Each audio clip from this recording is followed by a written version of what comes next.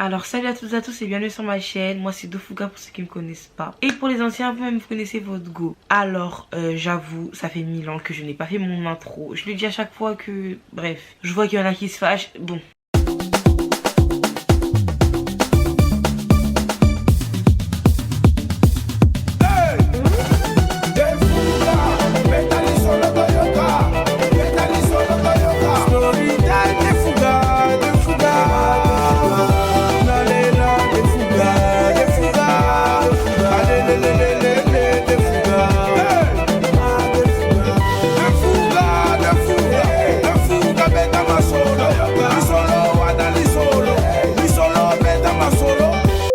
Alors j'espère tout d'abord que cette intro vous a un petit peu bougé, un petit peu donné le sourire. Donc comme maintenant par habitude, je reviens avec une nouvelle vidéo. Et aujourd'hui on va parler de Loana.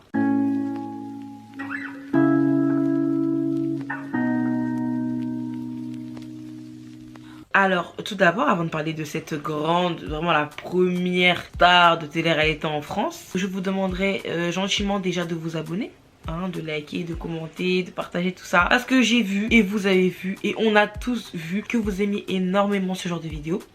Donc pour m'encourager à en faire encore plein, parce que déjà Loana c'est vous qui m'avez demandé. On a envie de savoir ce qui s'est passé dans sa vie, mais il faut m'encourager. Donc pour ça, abonnement, like, bref, on part trop pour rien. Commençons. Alors Loana, de son vrai nom Loana Petrucciani, est une femme née le 30 août 1997 à Cannes. Alors on l'a tous connue, en tout cas pour les anciens, comme étant la gagnante de Love Story 1, que moi personnellement j'avais 1 an, mais vous me connaissez maintenant, tout ce qui est à l'ancienne, je connais. On l'a tous vu en tant que la bimbo, celle vraiment la belle gosse. On va dire que c'était vraiment... Bref, regardez juste l'image, comment elle était trop belle. Genre, elle était vraiment magnifique. Donc, en voyant Loana comme ça, dans le loft et tout, déjà, elle a vraiment fait beaucoup parler d'elle avec un jeune homme nommé Jean-Edouard, avec qui ils ont eu une petite aventure. Pas petite aventure, à seulement, je crois que c'était quelques jours après la première diffusion après l'entrée de Love Story. Un petit truc entre Jean-Edouard et elle, ce qui s'est passé dans la piscine et tout. Tous ceux qui ont suivi Love Story, vous connaissez. Tous ceux qui ont suivi l'histoire de Loana, vous connaissez. Ils ont eu un petit voilà, dans la piscine. Ils ont énormément fait parler d'eux suite à ça. Et en gros, on connaît tous Loana, comme je vous ai dit, étant une fille de télé-réalité, la sorte de télé-réalité. Mais vers cette jeune femme, bimbo, jolie demoiselle, on a tous entendu comme quoi Loana, drogue. Son nom en fait, Loana est résumé avec drogue, avec overdose, avec ça. Mais il faut savoir que tout ça, ça n'a pas débuté à cause de la télé-réalité. Ça a même commencé avant tout ça. Et vous allez voir que cette histoire, en fait, l'histoire de Loana, elle ressemble quasiment à celle de FX. Sauf que malheureusement, FX, on a perdu la vie. Mais Loana, Dieu merci, est toujours en vie aujourd'hui. Donc comme je l'ai dit plus tôt, Loana est née à Cannes, où elle vivait avec son papa et sa maman. Donc ils ont grandi et tout, ensemble et tout ça. Mais il faut savoir en fait qu'au bout d'un moment, le père de Loana a perdu son boulot. Ce qui fait qu'il a commencé à être violent. Elle était très jeune, elle était au collège. Super violent, surtout avec sa maman. Ce qui fait qu'il a commencé à lui donner des coups. Dès le plus jeune âge, en fait, elle a vu tout ça en fait. En gros, à cause de sa perte de travail, il a sombré dans l'alcool. Ils disent que dans l'éducation italienne, quand un homme frappe une femme, comment vous dire que personne ne doit intervenir. C'était tout à fait normal. C'est pas normal, Que même son papa lui-même étant jeune, son papa battait sa maman. On va pas dire qu'il a suivi l'exemple parce que lui-même était contre ça, mais voilà, il a quand même suivi l'exemple. Ce qui fait que un jour sa maman, elle en a eu marre. Faut savoir que son papa il était chasseur. Sa maman un jour elle a pris le flingue, le fusil, et elle a visé son père. Mais malheureusement, ou heureusement, il a vite rattrapé le fusil. Et depuis ce jour-là, elle est partie de la maison et elle n'est plus revenue. Ce qui a fait que Loana vivait avec son père. Et de là, ça a vraiment commencé le cauchemar. Vraiment une vie cauchemardesque. Il la frappait, il la traitait de p***. Il disait que ce serait qu'une p***. Il lui demandait tout le temps ce qu'elle aimerait faire dans la vie plus tard. Il dit toujours qu'elle finirait comme une p***, comme sa mère, comme ci, comme ça. Et je vous promets que pour un enfant, entendre ça tout le temps, psychologiquement en fait, tu vas pas croire que c'est ce qui va t'arriver en fait, que c'est réel. Mais vu que t'es jeune et que c'est un parent, donc la personne qui t'éduque, qui tout le temps là avec toi, qui te le répète, au bout d'un moment tu y crois. Ce qui fait que elle-même en fait, elle se disait que c'est une p***, clairement c'est une p***, qu'elle finirait comme une p***. très clairement, à cette époque-là, c'était au collège, hein, comme je vous ai dit, elle était en couple avec un garçon qui s'appelait Gwenaël ou Gwenaël, je sais plus. Il filait le parfait amour. Et en gros, bah, comme je vous ai dit, pardon, sa maman était partie, elle n'avait pas donné de nouvelles, ni rien. Et puis je sais plus comment ils ont fait pour être en contact elles deux. Mais en tout cas, elles sont revenues en contact. Elles ont pris une petite maison sur Antibes ou sur Nice, je ne sais plus, mais c'est des côtés de là-bas, vous connaissez. Et de là, elles vivaient elles deux. Elle avait à peine 15 ans, 16 ans. Ils avaient vraiment pris un petit studio pour les deux. Et dites-vous même que dehors, on les insultait. Parce qu'il fallait voir en gros la maison. Étant donné que c'est, vous voyez, Nice et tout, patati patata. Quand on voyait le niveau de la maison, croyez-moi que les gens se moquaient d'elle. Donc, la sœur de Gwenaël, elle disait à tout le monde que c'était des clochards. Bref, une peste. Un jour, sa mère, elle quitte le domicile. Et elle n'est plus... Quand je vous dis que elle était déjà partie une fois dans le domicile où il y avait son père et tout, tu vois. Là, elle est repartie une deuxième fois et elle donne encore une fois pas de nouvelles. Zéro. C'est-à-dire que le temps il passe. Loana appelle sa mère ne répond pas. Rien. Une semaine passe, 2 semaines passent. De là, les factures ils ont commencé à arriver, les impôts et tout. Et de là, bah, Loana ne peut plus rien faire. Elle est partie habiter avec son copain Gwenaël. Donc elle part habiter chez son copain Gwenaël. Comme je vous dis, elle avait à peine 16 ans.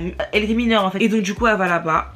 Sa maman au début, à Gwenaël, elle était pas trop d'accord avec ça. Mais sa sœur, qui les insultait de clochard avec sa mère, a expliqué à la mère qu'en gros, non, c'était très critique leur maison, qu'elle avait vraiment des problèmes avec sa mère. Donc du coup, il fallait vraiment l'héberger quoi. Donc du coup, bah sa mère, elle a hébergé Loana. Donc elle a pris d'ailleurs la chambre de la sœur. Hein. Bah du coup, Gwenaël et Loana avaient leur petit cocon, hein, leur petite chambre et tout. Mais il faut savoir que Loana, à cette époque-là, elle a vraiment vécu un enfer. Parce que la sœur là, donc dites-vous que ça a déjà commencé à partir de là. Pas mettre fin à ses jours, mais elle avait déjà commencé à prendre quelques petits trucs et tout. Pas trop, mais... Donc du coup, le temps, il passait tout. Donc du coup, pour gagner sa vie, parce qu'elle avait plus d'argent ni rien, elle a décidé de faire gogo danseuse. Taf qu'elle fera pendant 5 ans avant d'intégrer le Loft Story. Quand ils avaient 20 ans, Gwenaël, il est parti pour 6 mois dans le nord pour le travail. Et la petite Lolo, hein, quand on dit que c'est les femmes qui trompent le plus et tout, des fois quand on se fait attraper c'est pas bon. Mais la manière dont elle s'est fait attraper, je vous dis pas. Donc pendant que papa était au taf, elle a fréquenté des hommes. Elle a fréquenté des hommes et tout ça. Donc elle fait sa vie, par-ci par-là, droite, gauche, des boîtes, des petites soirées, des petits bars. Et 4 mois après, donc papa était encore au taf. 4 mois après, elle apprend qu'elle est enceinte. Elle apprend qu'elle est enceinte. Mais du coup, pas enceinte de Gwenaël, enceinte du petit cousin soir. Et donc de là, bah, c'est quoi son premier... Non, avortement. Genre pas possible. Donc elle était à 4 mois, en sachant que vous savez que l'avortement c'est avant les 3 mois. Ou même 3 mois en France. Du coup ce qu'elle fait c'est qu'elle va à Madrid, bah du coup pour avorter. Elle fait les démarches et tout ça. Elle y va, elle voyage, elle arrive à l'hôpital, ils font l'échographie. Et en fait là, quand elle voit l'échographie pour la première fois, donc elle voit qu'il y a les mains, qu'il y a les pieds, les orteils, le nez, la tête. De là, elle s'est dit non. Elle s'est dit c'est pas possible. Je peux pas enlever un être comme ça. Et franchement, je la comprends. Bon, moi, c'est parce que je suis très, je vais pas dire gaga, je suis très fleur bleue, tout ça. Moi, tout ce qui est bébé, ça me touche. Ça me touche. Donc moi, personnellement, j'aurais jamais... Enfin, je sais que dans ma tête, j'ai pas l'idée d'avorter, tu vois. Mais... Donc elle a continué la grossesse parce que du coup elle a fait un déni de grossesse de 4 mois. Elle pensait vraiment que la naissance de cette petite fille là ferait un bien en fait dans sa vie, aura une bonne impact dans sa vie. Que tout ira mieux quand la petite serait là parce que vraiment comment elle vivait c'était pas possible. Donc du coup 6 mois après elle accouche difficilement. Mais Dieu merci, elle accouche. Et de là, c'était pas meilleur en fait. C'était pas meilleur. Du coup, un mois après ou une semaine ou un mois après, elle décide... ouais, non, c'était pas possible.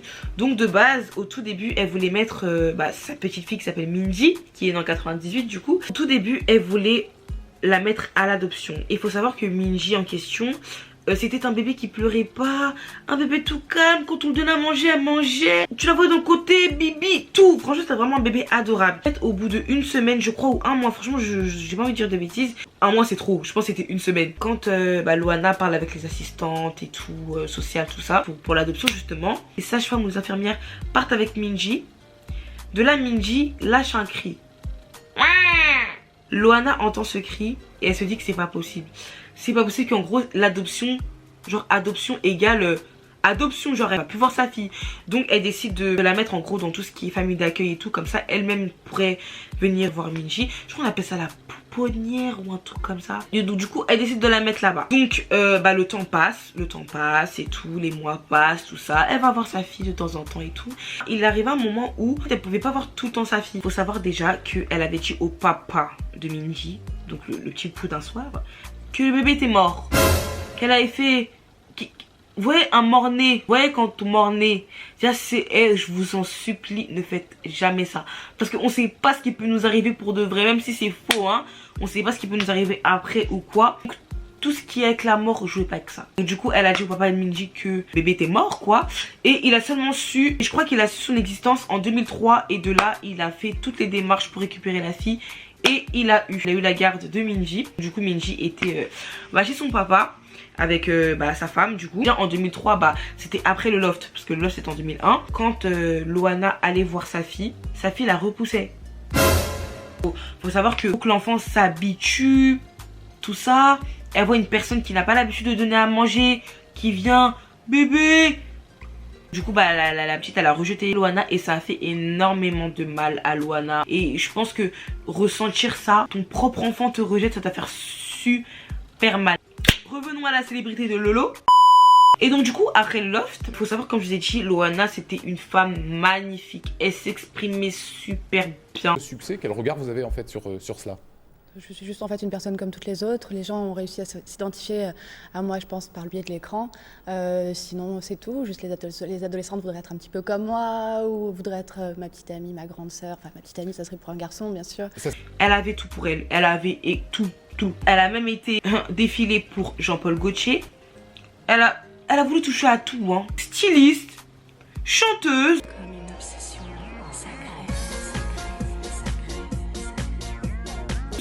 Parfum, elle a tout fait. Écrivain, tout. Moi je vous dis, hein, quand vous voyez que vous êtes en train de réussir, toucher à tout. C'est pour ça que moi je suis pour le fait que quand vous voyez les gens de la télé-réalité qui deviennent chanteurs, qui font je sais pas quoi, moi je suis pour ça. Quand tu vois que t'as la gloire, tu commences à toucher un peu à la réussite et tout, franchement profite. C'est pas donné tout le temps, c'est pas donné. Donc du coup elle a commencé à toucher à tout et tout. Et en fait il faut savoir que tout le monde croit que la descente aux enfers de Loana a commencé dans les années un peu vers sa trentaine et tout. Sa descente aux enfers a commencé dès la sortie du loft. Parce que comme je vous ai dit, l'histoire elle est très similaire à celle de FX. Et qu'en gros il n'y a pas eu un suivi psychologique après le loft. En sachant que avant ça elle était déjà instable. Vous voyez, elle avait déjà des problèmes de bipolarité. Même des gens du loft ont témoigné que quelquefois elle était tout le temps toute seule, qu'après elle était nanana. Elle avait même des problèmes d'anorexie, elle se faisait vomir, elle était toute maigre et tout. Franchement, même avant le loft, il y avait déjà. Vous voyez déjà qu'avant le loft, il y avait déjà des problèmes, vous voyez. Encore une fois, ils ont fait rentrer une personne fragile. Hein. Les télés, c'est vraiment méchant. Et donc du coup, petit à petit et tout, elle vivait de sa célébrité. Comme je vous ai dit, elle a fait tout ça, elle était dans les milieux et tout, elle côtoyait vraiment des gens et tout, patati patata. Du coup, après ça, elle a connu des mauvaises fréquentations.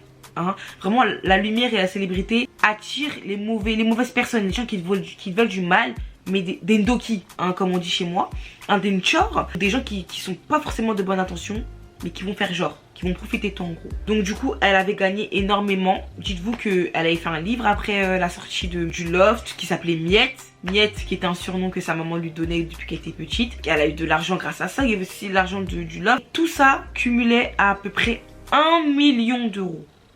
1 million d'euros qu'elle a décidé de ne pas toucher. Elle voulait pas toucher, elle voulait vraiment utiliser ça intelligemment. Et tout, le temps passe. Et de là, clairement, non. Arrivée à ses 30 ans, c'était la chute libre. De là, elle a commencé à prendre de la drogue, des stupéfiants, plein de trucs illégaux. Et sa raison de pourquoi elle prenait ça, sa première tentative de suicide se déroule en 2007.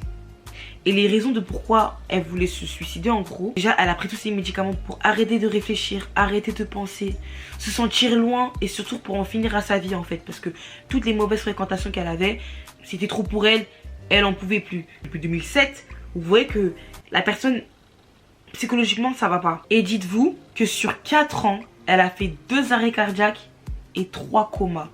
Est-ce que vous vous en rendez compte? Vraiment.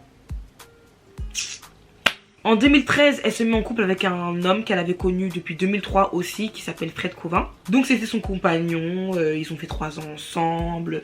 Franchement, à Skip, c'était la belle vie, mais à Skip, on apprend qu'en 2013, donc l'année où ils se sont connus, elle a fait une tentative de suicide à cause de lui. Parce que, elle le dit, hein, c'était limite un pervers narcissique en fait, il était toxique, il a rabaissé à tout va. C'est vraiment à cause de lui que Loana est devenue comme ça.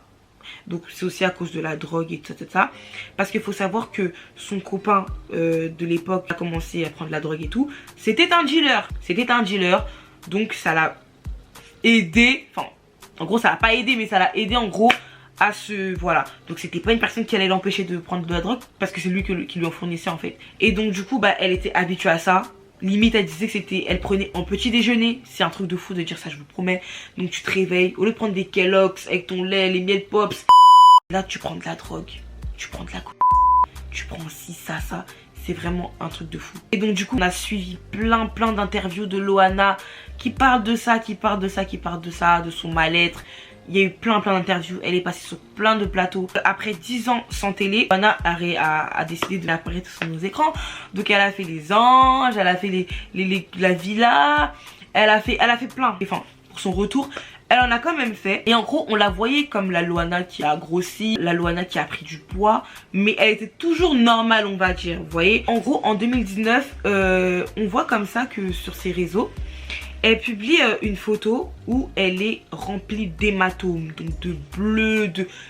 Pas possible, pas possible. Bah, elle dit clairement que c'est son compagnon, mec, Fred Cauvin, bref, qui l'a frappé, massacré. Pourquoi? Parce que à ce qui paraît, elle avait mis un coupe-ongle rouillé dans sa trousse de toilette. Vous voyez comment les gens sont fous ou pas? Donc de là il s'est énervé. Toi! Oh! Et c'était vraiment la guerre là-bas, hein. Il a frappé pendant 4 heures. Et suite à ça, elle a eu 30 hématomes. Je sais pas si vous en rendez compte. 30 hématomes, ce n'est pas rien. Du coup, en automne 2019, elle est rentrée en hôpital psychiatrique. Et c'était pas la première fois d'ailleurs. En 2020, on commence à voir Loana en bonne forme quand même. Elle est en bonne forme, elle passe sur les plateaux, elle dit qu'elle est en pleine forme. Mais en fait, il faut savoir qu'à chaque fois que Loana allait en plateau, elle disait tout le temps je vais bien. Mais tout le temps, juste après, il se passait quelque chose. Tout le temps, elle allait à l'hôpital, overdose, coma. Donc en fait, même si elle dit je vais bien, et donc du coup, bah comme je vous ai dit, tout le temps, elle disait qu'elle allait bien et tout. Et donc en début 2019, elle commence à faire un documentaire sur sa vie, sur le fait qu'elle va mieux. Et en plein documentaire, elle fait un blackout. Elle retombe, coma. Elle retombe. En gros, à ce moment-là, il faut savoir que Loana était en froid avec sa maman, avec tout son entourage, sauf 2 amis à elle, un nommé Eril et une autre nommée Sylvie Ortega. Vous voyez, elle. En gros, bah, tout le monde, dont Eril, disait que Sylvie Ortega n'était pas une vraie amie pour elle, qui était avec elle juste pour le succès ou la notoriété.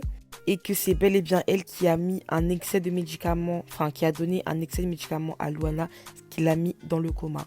Et donc après ça, il y a eu des clashs sur les plateaux pour savoir si Sylvie Ortega était une vraie amie ou pas. Mais on sait juste qu'aujourd'hui, au jour d'aujourd'hui, elles ne sont plus amies et tant mieux. Qu'est-ce que c'est que ça? Qu'est-ce que c'est que ça? Arrêtez, tu te prends pour qui toi? S'il vous plaît, Eric. Pour moi, je vois ça comme un appel. Je vous jure que quand je regardais tout, j'ai tout regardé, j'avais les larmes.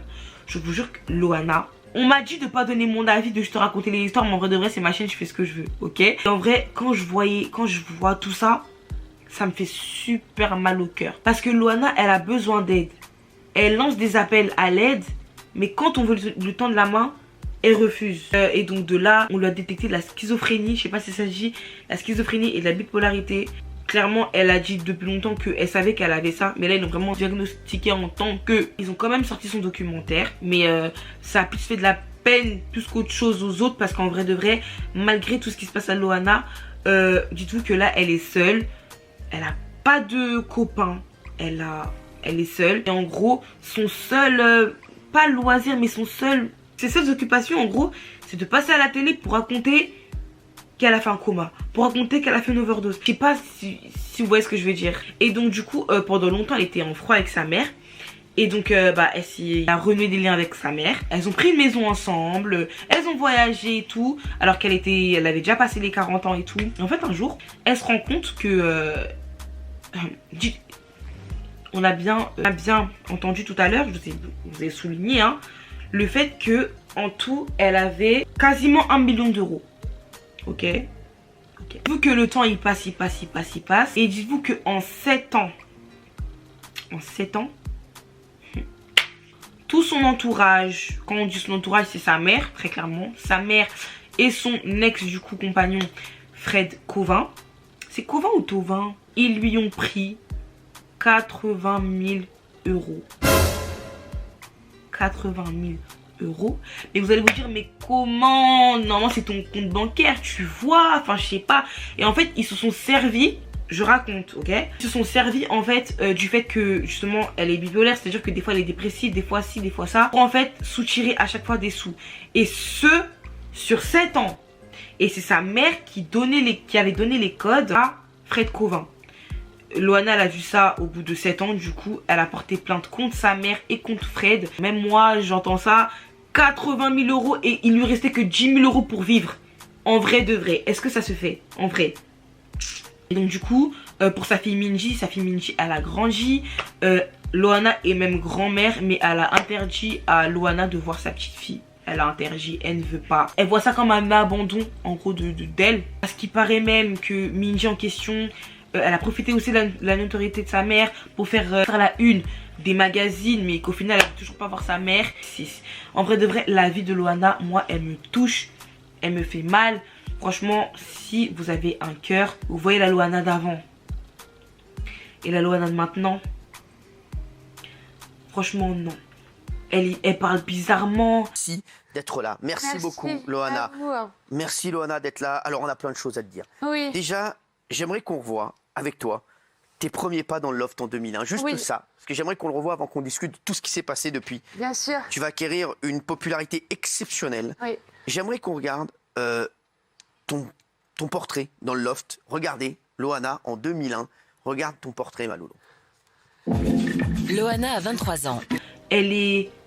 C'est plus la Loana. Elle s'est métamorphosée, mais pas en bien en fait. Elle est seule. Elle a 43 ans aujourd'hui. Elle trouve pas. Et dites-vous que tellement qu'elle se sent seule, elle a même dit que ce soit un homme ou une femme qui partage sa vie, ça la dérange pas. Parce qu'au point où elle en est, elle a juste besoin d'amour. Mais maintenant, à l'heure d'aujourd'hui, si tu veux, je crois que la douceur d'une femme et la tendresse d'une femme me plairait beaucoup. Entre autres, j'aime bien aussi quand même la force et la protection d'un homme. Donc, si tu veux, je ne serais pas arrêtée. Si dans la rue, j'ai un coup de foudre, c'est pas forcément vers un homme. Si une femme me plaît, ça ne me dérangerait pas. Et juste pour vous montrer aussi qu'entre 2019 et 2021, aujourd'hui, il y a eu un changement fou. Ça fait limite peur. Même assez bien marché, oui. J'ai travaillé pendant 7 ans à la Halle pour faire des vêtements. J'ai fait 14 collections. On m'appelle, on me dit est-ce que tu voudrais défiler pour la prochaine collection de Jean-Paul Gaultier. J'ai tombé dans les pommes, j'ai vu que c'était un canular, j'ai genre caméra cachée. Coucou le boulot, je suis super excitée à l'idée de vous retrouver ce soir au Nez Rouge à Paris. Donc j'espère que vous viendrez nombreux. Moi je suis impatiente de vous voir. Bisous. Là il y a peu de temps, du coup pendant que je faisais mes recherches, je suis partie sur son Insta. Je vais pas dire que c'est la catastrophe, mais quand je vois vraiment Loana comme elle est devenue maintenant, ça me fait vraiment super mal. Et puis il y a même des gens de la télé-réalité comme Chana Cress qui ont essayé de lui venir en aide. Mais comme j'ai dit, c'est comme si elle lançait des appels au secours, mais quand on veut l'aider, elle veut plus. Du coup, bah... Et puis je me dis que PMP, c'est pas l'équivalent de Morandini, parce que Morandini, c'était vraiment énorme ce qu'il faisait. C'était vraiment un méchant, un tueur. Loana, on sait comment elle est aujourd'hui, on sait comment elle était avant. Et le fait que tout le temps, les gens, ils rappellent comment elle était avant, ça peut que la rendre dépressive en fait. On voit comment Loana elle était avant. Vous voyez pas ce que je veux dire? Parce qu'avant c'était vraiment une nana pena, une vraie meuf. Et que maintenant on voit un peu comment elle est devenue et qu'on lui truque tout le temps. Regarde avant comment t'étais. Regarde ci, regarde ça. Franchement non. Ouais, donc voilà, comme je disais, la vie de Loana elle est vraiment super triste. Et j'espère vraiment qu'elle remontera la pente. Parce que moi ça déjà ça me fait mal au cœur de voir tout ça. Aussi de savoir que on lui tend la main quelquefois. Parce qu'elle a aussi eu des amis très très très profiteur, hein, Sylvie Ortega. Personne ne lui veut du bien. Elle est entourée de mauvaises personnes. Elle a même plus de famille. Elle parle même pas avec sa mère. Elle parle avec personne. Et dites-vous que là, elle vivait dans un Airbnb. Et c'est là-bas aussi que le propriétaire l'avait retrouvé encore quelques mois après son coma, encore inanimé. Et donc déjà, c'est en la découvrant par terre qu'il a vu l'état de l'appartement qui était vraiment horrible. Et c'est Sylvie Ortega, hein, sa copine, qui a diffusé les photos sur le net. Sa fille ne veut pas d'elle, je sais pas. Je sais pas comment elle fait, je sais vraiment pas comment elle fait. Moi, ce serait moi, j'aurais dit, on a un Dieu. On a un Dieu. Si tu te sens seul, il y a ton Dieu. Si ça, il y a ton Dieu. Mais donc voilà, j'espère en tout cas qu'elle ira mieux d'ici là. C'est super inquiétant. Et bref, après ça, j'espère que cette vidéo là vous aura plu. J'espère que je ne me suis pas trop éparpillée parce que, en fait, tellement que je taffe, les dates elles se perdent dans ma tête. Mais bref, en tout cas, j'espère que j'ai été très compréhensive, que vous avez aimé, que vous avez liké avant d'écouter, que vous êtes abonné, que vous avez activé, que vous avez fait tout ça avant de voilà. Et bah on se retrouve prochainement pour une nouvelle vidéo si Dieu le veut, hein. Bisous.